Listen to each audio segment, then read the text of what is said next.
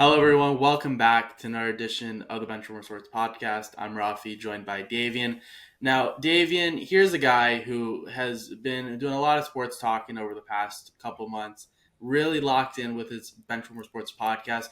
I mean, he's just locked in, and I just can't help but think, you know who else is really locked in? A guy like Patrick Mahomes, and he's just been absolutely phenomenal this entire season. But unfortunately, today we will not be talking about Patrick Mahomes and his greatness. We'll be talking about the college football playoff rankings that were just released, and we'll be talking about who our conference championship predictions are. Before we get into that, Davian, how are you? How are things? We have a very fun slate of games coming up, even though I'd argue they mean less than they have in years past. Yeah, the reason why we're talking about college football and not the NFL is because the Falcons keep choking game after game. First, they get blown out by the Broncos, then they do a choke job against the Chargers. So, to our viewers asking why we're not talking about the NFL, that's the main reason why. If you're asking why we're not talking about the NHL, well, the Blackhawks are doing even worse than the Falcons, and so that's where we're at right now. But you know what? Hey, I Davian, really I'll just say this, Davian. I think the Rangers' record since they started the season 5-0-1 is pretty similar to the Okay, Blackhawks' okay, record since all then right. too. Look, So look, look. I'm It's just it's been saying a we rough had no stretch. It's expectations. been a rough stretch. We got the Penguins tomorrow. It's gonna be not tomorrow, Friday. It's gonna be a win. It's gonna be very nice. And then we're gonna beat the Kraken, and it's gonna be great. It's gonna be absolutely great. We'll see You who's know, still on that team by Friday. But anyways, yeah. let's get back on track though. What were you saying? Yeah, let's get back into college football because that is the main talk. You know what? ACC championship, the AAC championship is going to be the biggest game of the week. It's Tulane against Army, and you know me, I'm rolling with Roll Wave, and Roll Tide this week, even though they're not playing. So I got Tulane beating Army, but I'm getting way ahead of myself making these predictions. All I'll say is that this committee has done an okay job. They could have done worse, but they could have done a lot better. And if you follow us on TikTok, you would have seen our live commentary as everything was coming out. But that's where we're at right now. Rafi, what are your thoughts? Are you ready to get into it? Yeah, David, I'm gonna have to disagree with you. I understand where you're coming from that the college football playoff committee has done a decent job. I understand what you're saying. I don't think that they've done anything absolutely unforgivable and something completely ridiculous. But this decision by the committee to put Alabama over Miami makes no sense to me. And I get it. Alabama has a much better win. Alabama's win is versus Georgia. Georgia, one of the top teams in the country. I get it. That's a good win. Alabama, what's one of their losses? Tennessee. Okay, what's Miami's best losses? Syracuse and Georgia Tech, where Syracuse is ranked, Georgia Tech just sitting out of the rankings.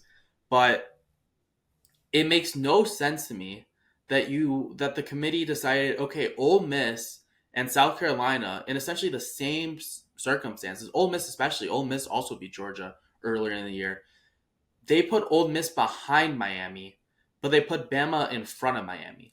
That just doesn't make any sense to me. Miami has 10 wins. They have the wins argument, and that three-score loss to OU was 2 weeks ago, Davian. The fact Yeah. that somehow Alabama has merely gotten like a slap on the wrist and now they're back into the college football playoff bracket makes no sense to me. Alabama, I'm open to them being the first team out right now, but let's call it what it is. Miami should be in right now, even with their loss just this past weekend to Syracuse. Yeah, I mean, honestly, I think you're right. Yeah, yeah, I don't know how else to put it. I mean, I'm a big Bama fan, and everyone knows this on this show. And of course, I have my Bama bias, but even then, it's not compared to what Theodore has. And I'm sure Theodore's over the moon, and he wouldn't have expected Bama to be this highly ranked after such a tough loss. You'd think 3 losses, you're out of the playoffs, but it seems like the committee is ignoring that. And I understand strength of schedule, and Bama really does have that going for them. And I think I understand where the committee's coming from in choosing and not making Bama the first one out. But really, it's just I think it's shameful that we're seeing U Miami get punished so much for a single loss. And don't get me wrong, I'm not a fan of this U Miami team. I don't think that I don't if I was to run a committee, playoff committee, I don't think they'd be in either way, simply because of their strength of schedule and how they've performed in some of those games. Virginia Tech was a toss up. A bunch of those other games were just complete toss ups where they were getting blown out and then they came back, and the scoreboard doesn't really reflect how they actually played in the game itself. So, while yes, I agree Bama should be out, I don't totally agree that Miami should be in. Yeah, I agree to disagree, and we can spend the whole podcast if we wanted to talking about this, but We I really don't could. think Yeah, so. we could go Either down their every time. single game, every single. Yeah. But let's move on to a thing that I think this opens up the floor for. And the College Football Playoff Committee has stated previously that we don't intend on punishing teams for losing their conference championship game, which should work out, should make sense. But you look at a team that has a similar strength of schedule, not as good wins, not as good as one loss, but that loss came early in the year with their now current backup quarterback. And SMU is a one loss team going into the conference championship in the ACC. Davian, if SMU loses to Clemson, do you think the College Football Playoff Committee could go back on what they said and proceed to put Alabama over SMU?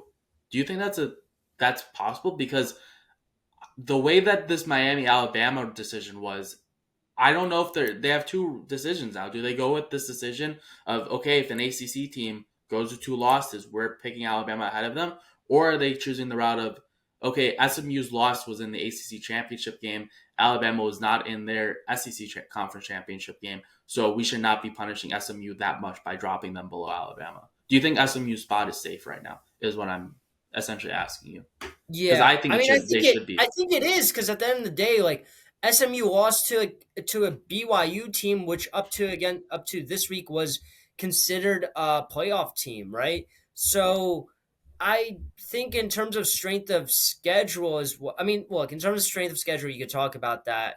Or we could have an entire discussion about that. But in terms of how they performed, like their one loss is only against a BYU team again, who is formerly ranked. Their second loss, if they lose again, would be against a Clemson team, which is a very, very good team. So I don't think you can particularly punish SMU the same way you punished U Miami. I think they're two separate teams. I understand they're in the same division, but I can't see that happening, and I don't see the committee going back on their word. Yeah. I'll just mention too the hypocrisy that it is that It's so SMU hypocritical. is currently the overall 8th ranked school. Boise State is the 10th ranked school, and Boise State, their one loss was to number one Oregon early in the year in a very close game, which I thought that meant Oregon was fraudulent, but actually now looking back on it, Boise State was just actually really good, and I just completely overlooked them. And then SMU, as you mentioned, Davian, their one loss, that was with their backup quarterback playing BYU. They lost by 3 early in the year. Both those schools are 8 and 10 respectively. Why is Notre Dame 4? Notre Dame doesn't have Notre Dame's loss was to NIU, which is just a terrible program. They were ranked very shortly and then just completely fell off. They were seventh in the MAC a couple weeks ago. And I'm looking through Notre Dame's wins. A&M, no longer ranked. Navy, no longer ranked. Army, clinging on to their ranking. But David, we'll get into this shortly, but I don't think Army has a chance versus Tulane. I'm not taking a military school over a top 30, 35 college football program. I know Tulane is probably closer to the 30, more upper 30s, low Tulane's 20s. a But very good team. my point still stands though. I'm taking Tulane over a military school. No offense to the military schools. Notre Dame has done nothing to earn the 4 spot, while SMU and Boise State, who are both in the same situations, have better losses than Notre Dame and pretty decent wins all around. Nothing crazy. They're getting the same treatment as Notre Dame. They're getting worse treatment than Notre Dame, which just makes no sense to me. Yeah, I mean, look, you and I both completely agree on this issue, and I don't feel like we need to dive into it further. But this Dame team is are frauds to begin with, and they continue to be frauds because look, last week was a different story when it came to their strength of schedule, right? Where Texas A&M was ranked, and Army was ranked, and Navy and Georgia Tech was playing very well, and but at the end of the day, like I understand why they're in these playoffs because they are 11-1, and I believe that you have to be in the playoffs if you're 11-1. I don't see how you don't make it into the playoffs. Simple as that. Just look at the record itself. But that's in a world that we live in today. I think in an ideal world, there's nowhere Notre Dame is even touching or kissing the chance of being potentially in the playoffs. The Or same way let that alone we don't. hosting a game. Let Yeah, alone hosting a game. That yeah. makes no sense. I'm beyond. It's beyond me that Notre Dame continues to get. We could talk about Bam all we want and how the college football committee is definitely sucking up to them, but this Notre Dame team continues and continues to be frauds. And while every other sport is in a conference, football they continue to play without a conference. They set their own schedule and they make sure it's as easy as possible. And we clearly see that in their strength of schedule right now. Yep, 100%. I'll say too, you can't like it's. We'll play like I'll play both sides. Notre Dame did beat Texas A&M when they were ranked. They beat Louisville when they were ranked. Georgia Right. Tech, we've talked about Georgia Tech. We'll get into Georgia Tech shortly. Navy was ranked when they beat them. Army was ranked when they beat them. So they beat these schools when they were ranked, and then they fell out, obviously. True, But true. But I I mean, think we at the still have end to of the call it what day, it is. Like right. Notre Dame should be in that 8 to 10 seed range or ranked range, similar to an SMU and Boise State. I Yeah, think I that's mean, just how it should go. look, the They shouldn't be hosting a playoffs, home game. right. I mean, at the end of the day, the playoffs is not how you did week by week and whether they were ranked or not. It's a cumulative, you're looking at the record, right? That's what the college football what that's what the committee should be doing. And of course that's not how they operate, but that is how they should be operating. Yes, And 100%. over the years, I think they'll get better with it. It's their first time running the 12 team. Rafi, you mentioned this so many times on our TikTok. Every time I would yell about some team making it and their ranking, you'd always say like, "Look, this is their first time doing it. They will mess up." And everyone knew that there was going to be something wrong. We've never seen a college football committee get something right 100%. But this year, while I like some of the picks that they've made, and while I understand their methodology, I still think it's wrong. Yeah, 100%. Okay, that's all the stuff. We're just gonna leave it there with our college football playoff rankings. Obviously, once again, we did this last week. We can do it every single week of just doing a whole And breakdown we could of do the it for college like football 40 playoff minutes long. rankings. Yeah. But conference championship games are this upcoming weekend, so we do want to give some spotlight to that and go through some of these games and give our predictions as well. David, we'll start off with the first game that's going to be happening Friday night: Boise State versus UNLV, Mountain West Championship. Boise State beat UNLV earlier in the year. David, do you think Boise State takes care of business? Ashton Genty cements himself as Yes, a yes, Heisman, for sure, yes. Heisman Please, finalist. Rafi. Look, I understand everyone who's saying that Travis Hunter should take the Heisman. What Ashton Genty is doing right now is absolutely historic. He is carrying his team. Travis Hunter is a all around MVP. We'll never see a player like this in a generation. He's a generational talent. He's the Shohei Ohtani of football. And I truly think that he will be taken number one. And whichever team takes him in the draft is going to be one of the luckiest teams in this draft. He is a proven product. Yes, there might be some locker room issues with him, but that just goes with any college player. If you give them the right environment and the right coaches, discipline can easily be applied. Now, Ashton Genty is the MVP. He is. I cannot see Boise State losing this Mountain West Conference. I have Boise State winning, and it's not, and it's by a mile. Yeah, same year for the same reasons. Again, Boise State won 29-24 a couple weeks back, and Boise State, their one loss was a close game to Oregon. They've been one of the best teams down the stretch and just all year, so I expect Boise State to take care of business once again. This is essentially a playing game, though. If UNLV does win, UNLV will likely be the non-power four school to get into the college football playoff. So that's a possibility. Boise State.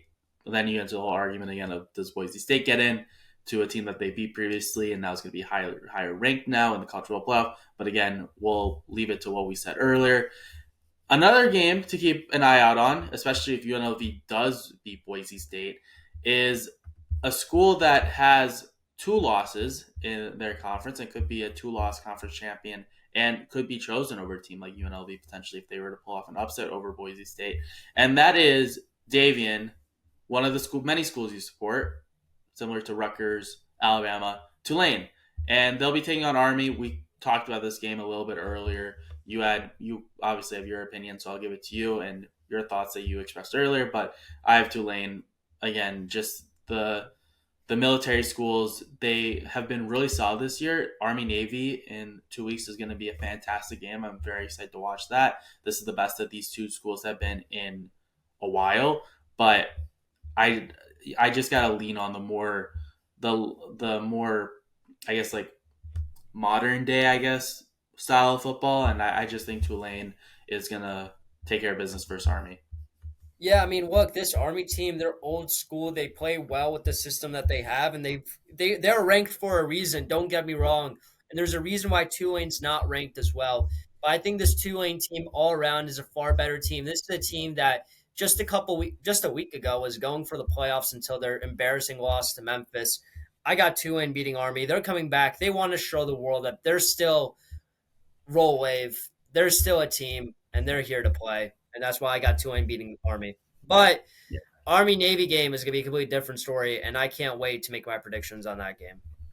100%. Actually, Tulane's a three-loss school right now, so may or may not happen if UNLV does Yeah, no, pull out I Boise don't State think they'll if be able to Tulane make it winds up in. getting Yeah. in over UNLV. Moving on to the 11 o'clock Central noon Eastern game to start the Saturday Conference Championship slate, and that is the Big 12 Championship. Iowa State, Arizona State. Iowa State really came out of nowhere. It felt like this was BYU's conference to lose, and then it was okay. Well, Arizona State's been playing really, really well down the stretch, and it was like okay, Colorado just came out of nowhere. I thought they were dead. All of a sudden, like they're in the running, and then in the midst of all this, Iowa State's just like lying all the way through, and Iowa State has found themselves in the Big 12 championship game. I'm still going to go with Arizona State. They've been Yeah. playing more difficult opponents, and they've been Yep. winning these games as well. I Yep. mean, they blew out Arizona. Arizona hasn't been as good as I thought they would be this year, but they beat BYU 2 weeks earlier, which was essentially a playing game for this championship game. And then they beat Kansas a week before that. I think Arizona State's playing the best football out of all the schools in the Big 12. I think they've been beating the best schools recently in the Big 12. I have Arizona State pulling off a win versus Iowa State and punching their ticket to the college football playoff. But this is another one of those playing games. Yeah. No, I 100% agree with that, and I'm 100% going to go with Arizona State and Sam Levitt. For our viewers, when Sam Levitt, I'm probably butchering his last name, but when he transferred to Arizona State, it caught my eye. I felt like this is a player that was very good quarterback, and he just wasn't getting the national attention. So I, as representative of the Benchwarmer Sports podcast, DM'd him to hop on the podcast. Sam, if you're watching this, that offer still stands. I know that you're way more popular than you were just a year ago when you transferred, but hey, offer still stands. We'd love to have you on the show, and we'd love to talk with well, by the time we talk to you, you'll probably be a Big 12 champion playing the playoffs. So, best of luck, Sam, if you're watching, and we hope to see you on the podcast. We're building the ASU pipeline, it appears. ASU athletes, hit us up. We would love to have you Yeah, exactly. It's on the just podcast in the yeah, future. Moving no, on to one of the main games of the conference championship weekend, and that's Georgia versus Texas. The two teams faced off earlier in the year. Georgia beating Texas 30-15 at Texas. I'm going to go Texas here. I think one of the big reasons why that game got the way the game unfolded the way it did was primarily Quinn Ewers came back This was one of his first games back from his injury earlier in the year, and he wasn't feeling it to start the game. He had to be taken out for a little bit of the first half. Came back in the second half after Georgia was just whooping Texas in the first half, and I think Texas is going to take that experience. They're going to learn from it, and Texas has been beating the teams that they should be quite handily. And this game versus Texas A&M, it was 17-7, and I was telling Davian this also in the Benchwarmer Sports group chat that we have. For a 10-point game, you look at the score and say, "Wow, Texas A&M, like they probably kept it close." Texas A&M Texas was a pick or two or like a bounce going their way from just completely curb stomping Texas A&M. If you look at just the score, you think it's a close game. If you look at the underlying numbers, Texas had their way with Texas A&M the entire night. They just couldn't finish many of their drives. Obviously, that's a concern, but I think Texas is going to take that experience, and they showed to me that again versus these bad teams that other SEC teams were falling to. Texas took care of business, never left a doubt, and then versus the more highly ranked teams such as the Texas A&M recently, they handled business. And again, I think that game could have gotten really dirty and really nasty if the ball had bounced the right way for Texas. So I have Texas beating Georgia. Carson Beck, he started off the season as a potential top 10, top 5 prospect for this upcoming NFL draft. I think those are all but dashed. He just doesn't inspire me at all as much as he did to start the year. And then Georgia as well. They played well versus Tennessee 3 weeks ago, but that game versus Georgia Tech, I get Georgia Tech's a very good team, a very competitive school, but you can't be going to 8 overtimes at home versus Georgia Tech. That's just not Georgia football to me. Yes, they came back, but they were a not called targeting away from losing that game to Georgia Tech. So I got Texas winning this game.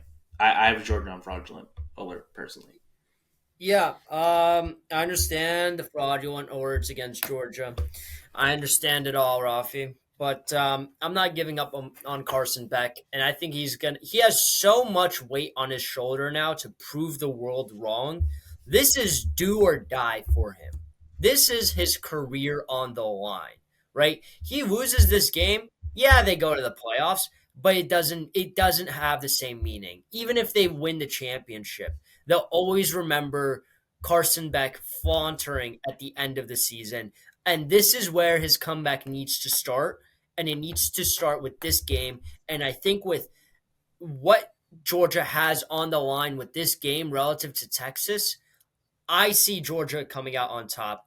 And I understand this is going to be clipped and posted on TikTok when I'm absolutely foolishly wrong, because this Texas team is a very, very good team. And although I believe horns down personally, because I do have my best friend who goes to Aggie land, aka Texas A&M, and I'm a huge Texas A&M fan for that reason.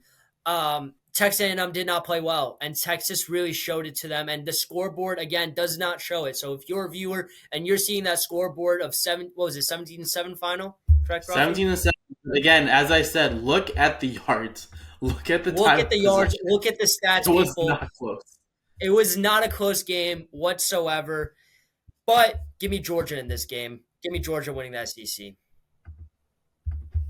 That is a take. That is a take. Yeah. We have different opinions, but you know what? That's good. That makes this podcast interesting. Moving on, Yeah. Big Ten Conference Championship, Penn State finally, at long last. If there's any team, any school that's benefited from this conference realignment, it's Penn State, because the past 6 to 8 years having to constantly have to beat either Ohio State or Michigan to get into their conference championship. Meanwhile, the winner of the that respective side of the Big Ten conference plays a Northwestern school or an Iowa who cannot produce offense, or Illinois, and just these Wisconsin. Every now and then they'd be good, but still, the fact that the Big Ten now is just the two best schools record wise, it's so much better. It makes so much more sense. And the beneficiary here is Penn State. Ohio State lost to Michigan this past weekend. We didn't even talk about that, Davian. That was just a game that was ridiculous. Michigan pulls off the upset unranked Michigan, who hasn't even been that good this year, Yeah. still has Ohio State's number, beating them 4 straight times. Does Ryan Day get fired? I'm going to call back to what Theodore said early in the year when we did these college football playoff predictions, and he said if Ryan Day misses the college football playoff or he doesn't have a good season as a whole, he should not be fired because what's a better option? I'm gonna share that sentiment. Yes, it stinks that you lost to Michigan for the 4th straight year. He's shown that he probably can't get it done, but unless there's a better option that stumbles upon at his footsteps, I think you just keep rolling with him. It's kind of like John Also, Harbaugh with Michigan. Yeah, it yeah. wasn't working out. Or Jim Harbaugh with Michigan. Yeah, it was working out initially, but look at the end goal that happened. Michigan won a national championship. So I think Ohio State, you just gotta keep sticking with Ryan Day and hope that the college football playoff goes well. Now, aside from that game, moving back into the Big Ten Conference Championship game, I have Oregon. Penn State to me Yeah. is, as the saying goes, always the bridesmaid, never the bride. And I think that still stands here. I have Oregon beating Penn State. Oregon's been by far the best team in college football this year. And although they had a 3-point win recently versus Wisconsin, at Wisconsin, Dylan Gabriel has been a perfect plug in since Bo Nix left and declared for the NFL draft last year. So I have Oregon over Penn State, just to make the long story short. Yeah, I don't think we could add on. I don't think there needs to be much added on to that point. I have Oregon beating Penn State as well. I think wow, English is not my cup of tea today. I have SMU beating Clemson in the ACC. Go out and say it before Raffi disagrees with me. Yeah, I understand SMU has not had really the strength of schedule or the teams or yada yada whatever. I think this is a very good SMU team. There's a reason why they're ranked where they're ranked at number three. Or are they ranked? No, they're not number three. Apologies. They are ranked for a reason, and thus I do believe that they have the ability to be this Clemson team, which I will give them credit. They have been on fire lately Yeah, to an we extent. did a Not college really. football playoff rankings reveal show, our own little thing where we watched the college football rankings and gave our analysis. I was personally surprised. This is on our TikTok, Benchwarmer Sports, shameless plug. I was a bit surprised, honestly, that they dropped Clemson as far as they did for losing to South Carolina by field goal. It was a close game, but it is what it is. And I'm actually going to agree with you, Davian. I have SMU over Clemson. I think Clemson. This is we've heard this a billion times, and if someone wanted to, they could find all these clips and stitch it into one video. Clemson, are they as bad as they were when they got blown out 35-3 week 1 of the season for Georgia? No. Clemson, are they as good as a top 10 school in the country? I don't think so. They're somewhere in between. And I still think, I agree with you, SMU is the better school. Coming into the ACC, not even close to the coast, the East Coast. Yeah, I'm going to go SMU as well. I think SMU is going to hold on to their spot, although Clemson winning would certainly cause some chaos. So that's all of our predictions. That was all of our rankings analysis as well. Davian, we got through a lot in a short amount of time, but I think we did a pretty good job. We hope you, as a listener, enjoyed this edition of the Benchwarmer Sports podcast. Be sure to subscribe to our channel, like this video, tell your friends. Also, be sure to follow us on TikTok, Benchwarmer_sports, for other sports content as well. But for Davian, we hope you had a great time watching this video, and we'll talk to you guys again soon. See ya. Peace.